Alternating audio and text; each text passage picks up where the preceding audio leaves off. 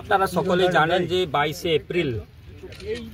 April পেহেলগামে যেভাবে যারা নির্দোষ লোককে সেখানে ধর্ম জিজ্ঞাসা করে মারা হয়েছে, তারপরে আমাদের অপারেশন সিন্দুর হয়েছে, তারপরে আপনারা জানতে পারেন যে 5টা ডেলিগেশন ভারত সরকারের বিশ্বের বিভিন্ন দেশে যাচ্ছেন, যাতে পাকিস্তানের যে মুখোশটা যে তারা সন্ত্রাসবাদীকে সমর্থন করে ভারতের ভিতরে পাঠায়, সেই মুখোশটা খোলার জন্য ভারত সরকার বিভিন্ন যারা দল থেকে যুক্ত আছেন তাদের লিডারশিপে কিংবা রিপ্রেজেন্টেটিভে পাঠানো হচ্ছে। আর সিন্দুর অপারেশন পরে এটা প্রথমবার যে আমাদের মাননীয় প্রধানমন্ত্রী আলিপুরদুয়ার বুকে আসতে চলেছেন আগামী 29 তারিখ। উনি আগ্রহ প্রকাশ করেছেন যে বাংলার বিভিন্ন জায়গাতে যাবেন, সেখানে আলিপুরদুয়ারকেও বেছে নেওয়া হয়েছে। এটা আমাদের সৌভাগ্য। এর আগে আপনারা জানেন যে 2011 এবং 2016 সালে মাননীয় প্রধানমন্ত্রী মাদারিহাটে এসেছেন 2011 সালে। সে সময় তিনি গুজরাটের মুখ্যমন্ত্রী ছিলেন এবং 2016 সালে প্রধানমন্ত্রী ছিলেন।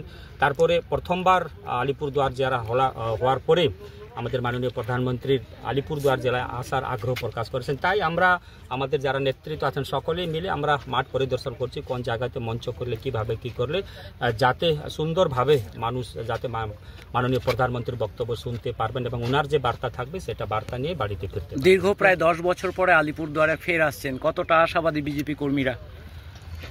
দেখুন, নিশ্চিতভাবে যখন আমাদের শীর্ষ নেতৃত্ব যে কোনো জায়গাতে যেটা স্বাভাবিক কারণে একটা কর্মীদের মধ্যে উৎসাহ থাকে, তারা একটা আলাদা মাত্রা পায়। নিশ্চিতভাবে আমাদের এখনও আমরা বুথ পর্যন্ত পৌঁছাতে পারিনি, মণ্ডল পৌঁছাতে পারিনি। প্রথমবার কালকে আমরা একটা বলতে পারি যে কনফার্মেশন পেয়েছি যে আমাদের এখানে 29 তারিখ সভা হবে। তো নিশ্চিতভাবে যখন এই বার্তাটা বুথ পর্যন্ত যাবে, কর্মীরা আরও উৎসাহিত হয়, বেশি সংখ্যক আমাদের কর্মীরা আসবেন এবং এর প্রভাবটা 2026-এর মে মাস পর্যন্ত হবে, যতক্ষণ না রেজাল্ট বের হবে। এটা কি পাখির চোখ করেই লোকসভা বিধানসভা নির্বাচনকে পাখির চোখ করে কি সভা? দেখুন, আমাদের যখন লোকসভা নির্বাচন হয়েছে তারপরে আরও কয়েকটা জায়গাতে বিধানসভা নির্বাচন হয়েছে, আপনারা দেখেছেন যে আমরা জিতেছি। এবং কিছুদিন আগে দিল্লিতে হয়েছিল বিধানসভা নির্বাচন, সেখানেও যে কেজরিওয়াল বলেছিল যে मोदी जी को हराने के लिए और एक बार जन्म लेना पड़ेगा, मोदी जी इसी जन्म में केजरीवाल को हरा करके दिखा दिया। इस बार পশ্চিমবঙ্গের পালা আছে। নিশ্চিতভাবে এখান থেকে আপনারা বলতে পারেন যে 2026-এর যে ইলেকশনের যে বিগুল বলা হয় সেটা এখান থেকে শুরু হবে। একটা বিষয় যে বিগত বিধানসভা নির্বাচনে আপনারা 5টা আসনই আপনারা জিতেছিলেন, সেই জায়গায় সেই সময় কিন্তু প্রধানমন্ত্রী নরেন্দ্র মোদী আলিপুরদুয়ার সফর করেননি বা এরকম কোনো সেই ধরনের নেতা আসেনি। এবার নরেন্দ্র মোদী আসছেন নির্বাচনকে কেন্দ্র করে, আপনার বক্তব্য অনুযায়ী তাহলে কি মনে হচ্ছে কোথাও আপনাদের সাথে তৃণমূলের একটা শক্ত লড়াই হবে বলে মনে হচ্ছে? দেখুন, লড়াই তো হবেই, লড়াই 1:1 হবে, তৃণমূল ভার্সেস বিজেপি হবে। আর যেভাবে আমরা 2021 সালে 5-5 জিতেছিলাম, এবারও 2026-এ 5-5 হবে এবং লোকসভায় 7-7 হবে।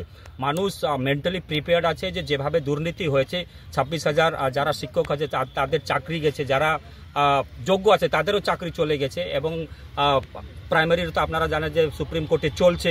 তারপরে বেকার যুবক যুবতীদেরকে আজকে পশ্চিমবঙ্গ ছেড়ে পরিযায়ী শ্রমিক হিসাবে আজকে অন্য রাজ্যে যেতে হচ্ছে। তো সামগ্রিক পরিস্থিতি নিয়ে, দুর্নীতি নিয়ে মানুষ অতিষ্ঠ আছে, তারা একটা পরিবর্তন দিকে তাকিয়ে আছে। নিশ্চিতভাবে এখানে কংগ্রেস এবং বামপন্থী তার বিকল্প হতে পারে না, একমাত্র ভারতীয় জনতা পার্টি পশ্চিমবঙ্গের বিকল্প হবে। 4%-এর পার্টি 40% গেছে। নিশ্চিতভাবে আমরা 50%, 52% ভোট নিয়ে ভারতীয় জনতা পার্টি 2026 সালে একক সংখ্যাগরিষ্ঠতা নিয়ে পশ্চিমবঙ্গে মুখ্যমন্ত্রী হবে ভারতীয় জনতা পার্টি।